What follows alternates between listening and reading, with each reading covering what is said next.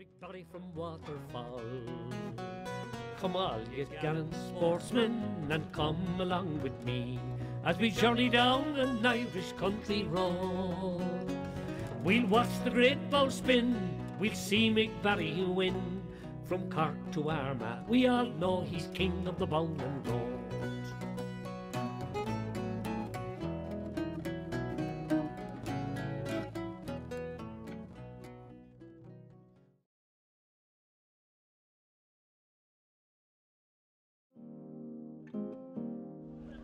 One event that captures nearly all the sport has to offer, and second only to the All-Irelands in terms of prestige, is the end-of-season competition, the King and Queen of the Roads. The idea of this competition is to get the best players in Ireland, Germany and Holland to play against each other at the end, more or less at the end of the season each year. So it's been going since 1985. It started in 1985 as a much smaller event. That year it was a competition between Bill Daly and Harry Toll. And since Harry hails from Armagh, where bowls are called bullets, and Bill is a West Cork man, the score in Ballincurrig will take on the air of a gunfight at the OK Corral, because a score is precisely what they have to settle. What do you think of the roads here anyway?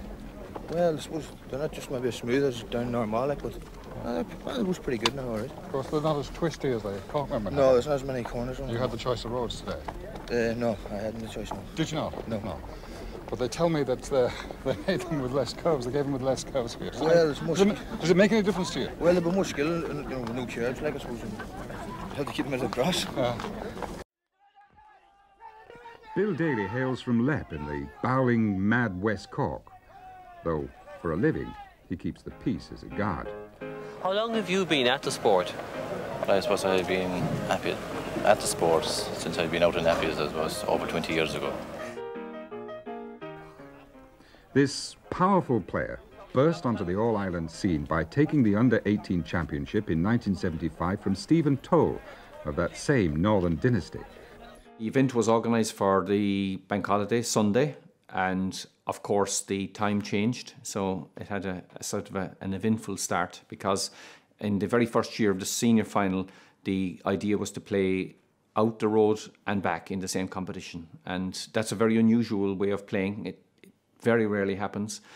So the idea is that you would play about 10 shots in one direction, then you would reverse what we call the tips at the end, so the players reverse places and then they play back, because traditionally at Ballincurrig all finals were played towards Smarts, which is a downhill course. So it all went well, I suppose. Went out as far as the turnaround, but we didn't get back to the finish because of light. The hour had changed and we didn't have enough light to finish.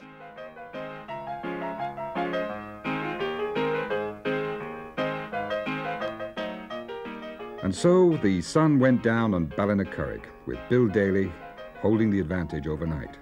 An advantage which play the following day saw him keep, to be crowned Bow King of the Road, Bill Daly.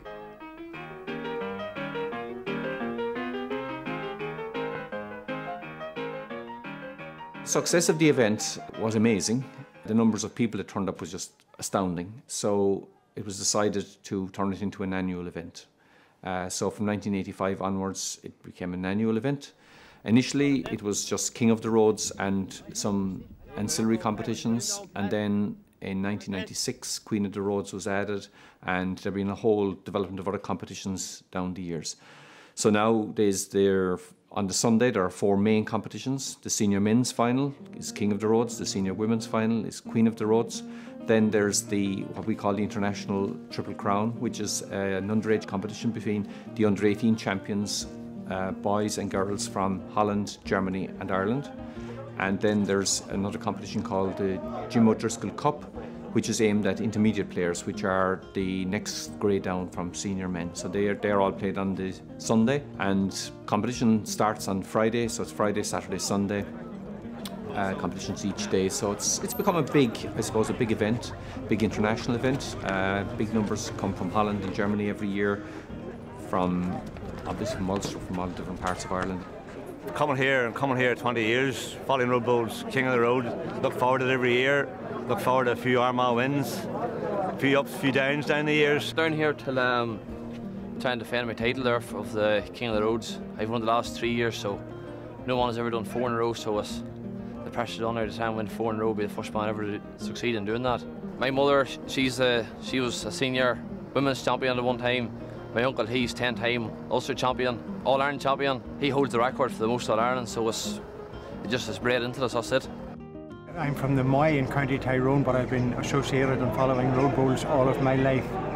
And I come to the championships in Cork each year, and I also come to King and Queen of the Roads, which is a wonderful event. It's the wind up for the winter months to decide who's King and Queen of the Roads. And good crowds turn out, and there's always a good atmosphere. I was listening to a radio interview yesterday with Dean Rock. He's the Dublin free taker, and his father was also a very famous free taker. And he said something very, very interesting. He said, every free you take, you have to be 100% in the zone when you're taking it, because it doesn't matter whether it's easy or hard, you still have to score the free. And he said sometimes if you think the thing is easy, you lose your concentration, and then you're going to send this very easy shot wide, or it doesn't reach the goals or whatever. Bowling is exactly like that. And you think about a last shot and a score. The fact that you're, I suppose, in the middle of the audience, everybody's around you, puts an additional pressure on you, because you're listening to all kinds of things. And unless you have nerves of steel, I suppose, it's very hard to block all of these things out.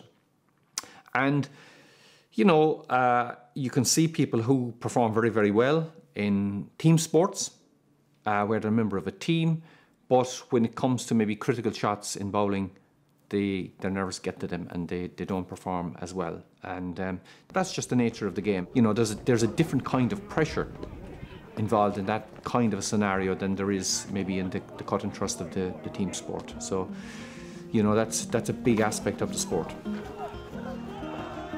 It's actually quite interesting. I live in Carrigaline now, so my kids went to school in Carrigaline and Crosshaven, and not many people in their schools play the sport really. But I've noticed in the last number of years, their friends all come to the King and Queen of the Roads, and it's almost like an annual pilgrimage for them. And they're saying, oh, we want to play the sport as well, and this is fantastic, and we never realised this was such fun, and there's so many different dimensions to it. So you can see that when people see it, they see there's something special about it, and it's good to see different and new people coming into the sport, and we've seen that quite a bit in recent times. And I suppose one of the big things that was important for me was the increased participation of women and girls in the sport. And this is really important because traditionally, I suppose, if we went back to the 40s and 50s and 60s, there were very few women involved in bowling. And I had sisters of my own who played, but they only played in a very local level. There were no proper competitions for them. But nowadays there are. And they bring a different kind of dimension to it. And the level of interest is on a par with men's bowling, And at the start it wasn't like that.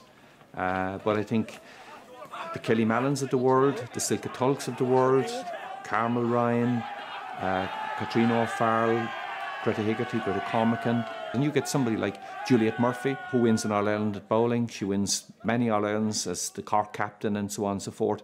And again, I suppose it gives it a level of credibility with people, and they say, wow, this is a sport where we can see that women can compete in a really serious way, really top-level competition. The Morse bowling, it's real popular in Holland.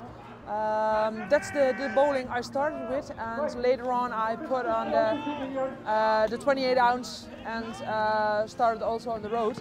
But the first one I was 6 years old, and I won the Dutch national title. And from there on you go on and on and on, and you start getting to know people, and the bowling community is very very kind, and it's always a party to be with.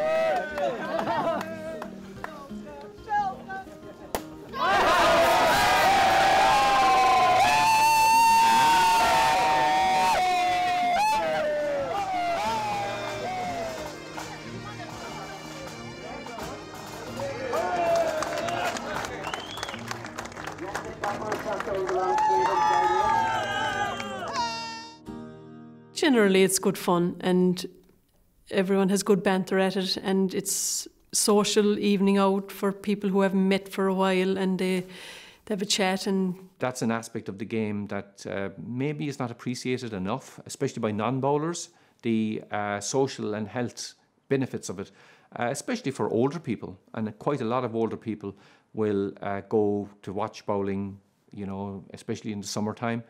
They're out there meeting their friends, they're walking up and down the road, they're getting fresh air, they're out in the countryside, you know, they have an interest and so on. And that's a really, really important dimension of the sport. And I think it's also very intergenerational. Older people are there with younger people and they're all mixing together. And you'll even see it in competition, you know, a kid will be playing with an older person and a girl with an older man, an older woman with a younger boy, or whatever else it is. They're all mixed up together. And I mean, it's a very integrated sport as well. Drina man James O'Driscoll is another key figure whose contribution extends far beyond the role of treasurer in Unbowl Common Nairn. He has been engaged particularly in promoting youth involvement in the sport and the creation of inclusive, non-competitive social clubs. One of the most satisfying during my time was the development of the unlimited bowling in Bantry. The unlimited bowling is bowling for people with special needs. And this started in Bantry in 2002. There was a Monaghan man there, and he's still there, Nobby Dunn, and himself and Betty Hurley started the bowling then in Bantry. It was when a service user, Ian O'Donovan, when Nobby Dunn asked him what games was he involved in or what was he interested in, he said his father was a famous bowl player. And from that, then the bowling started, and they started fundraising, people like Joe Sullivan, Lord of Mercy in him, and they knew different players playing, and the Bantry Club in particular, I must say this, they were a huge benefit to the game because they commenced it and they fundraised, and then that fundraising was continued by the regions of Bowl Common. And to this day, they're like you have the regions, West Cork, Carbery, South West, Mid Cork, and even the city contributed to raising funds for the game, because without funds it was difficult to get it off the ground. But it has been a huge success, and for us, or for this organisation, it has been so satisfactory. The Unlimited, they have branches in Bantry, Skibbereen, Castletown Bear, Clonakilty, and these all come together for their regional finals, and they're going to Mayo next week for the All-Ireland finals. So, you know, the Unlimited to have an All-Ireland final.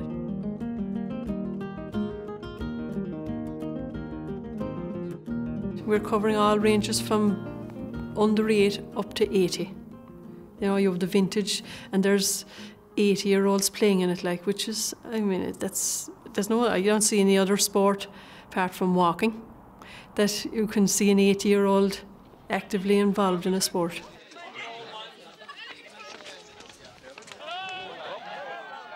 A traditional custom in the sport is for the referee to take the bowl player's coat as they're about to play.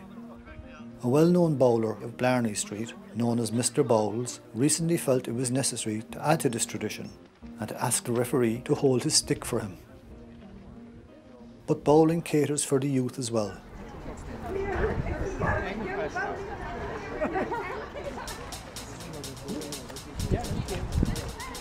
We're here in the showgrounds in Skibbereen at our new bowling lane. It's organised by the Carbery region of Bowl Common. It's been organised for about 3 years, but finally we made serious contact with the showgrounds committee.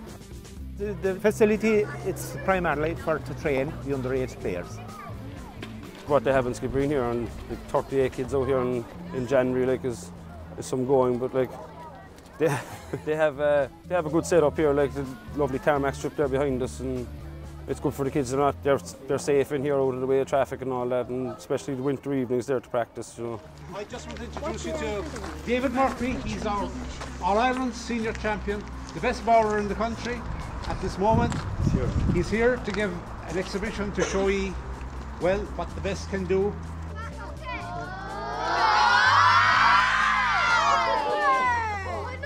The sport has come along all right, like back there in 2008 when we were preparing for the European Championships, like they brought in a coach named Mark McManus, and he kind of coached the team, and I suppose, more technical kind of things and going over the road a good few times. I think we used to be out on the road there, I think it was 8 o'clock on Sunday mornings, like practicing the road, and we went over the road a good few times, and it stood to the team that year, because I think we filled the first 19 or 9 top finishes or something like that year, and it kind of went on from there. Ireland have done well in the last 2 European Championships as well, like, and I suppose the sport has just come on more like kind of every sport. Fellas are doing their own kind of training now as well outside of it and keeping themselves fit, like, and just competitive now as well at the top, like.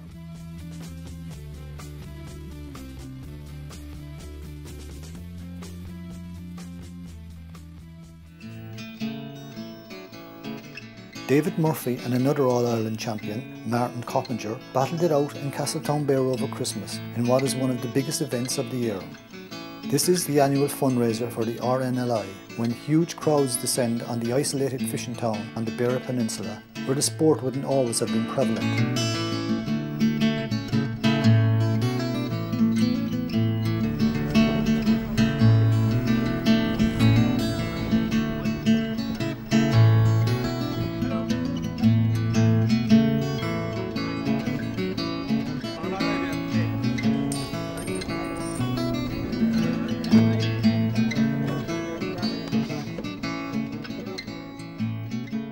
Are very loyal to each other in terms of, you know, if somebody needs help here or help there, or somebody needs some kind of moral support or whatever, they're always there to help in a kind of maybe in a very quiet kind of a way. They're not going to make too much of a public aspect of it. But I think in that sense bowling has retained a cultural authenticity that very many other sports don't. And you know, there's always a trade-off. You know, if you go down the route of mega money, mega attendance, and all of that, you're losing touch with the grassroots. And bowling is a sport that hasn't lost that. I'm not saying it's not the only sport. I'm sure there are lots of other sports in a similar place. But I think these kind of smaller, more minority sports probably need to be acknowledged a little bit more. And I think this is a problem with governmental policy, you know, where they focus on the big sports and, you know, they're saying, oh, we must win Olympic medals and so on and so forth. And look, that is important. But I had a conversation with one of my kids actually a few months ago, and they were listening to this person talking about winning more Olympic gold medals, and they said, why? And you have to ask yourself the question, why? Why is that important? Why is elite sport important? And elite sport is important in terms of inspiring us and seeing greatness and so on and so forth. But I think we can get completely sucked into that dimension and we forget the human part of it. And you think of any elite sports person, whether it's Sonia O'Sullivan or Tiger Woods, why did they get involved in the sport to begin with? They got involved in the sport because they liked playing the game. They loved the fun of it. And sometimes we kind of lose track of that, and I suppose we don't link culture and sport enough. Sport is a part of our culture, and people talk about culture. They talk about things that are legitimately about culture, but they don't very often talk about sport. And sport is part of our culture as well, and sometimes we forget that a little bit. And we start thinking about only the competitive element of it or the winning and so on and so forth. But there's a lot more to it than that.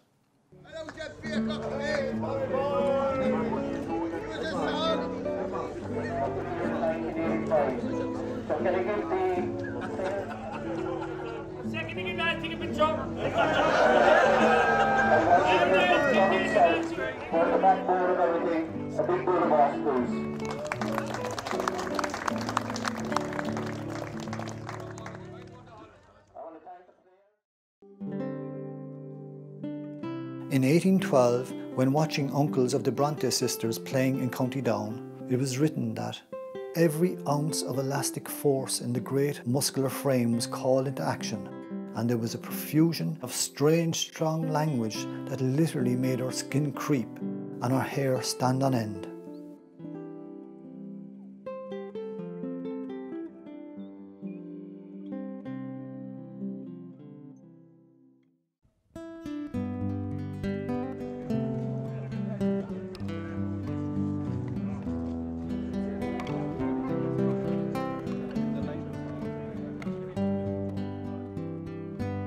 Oh, one day as I went for a ramble, all alone by myself I did stray.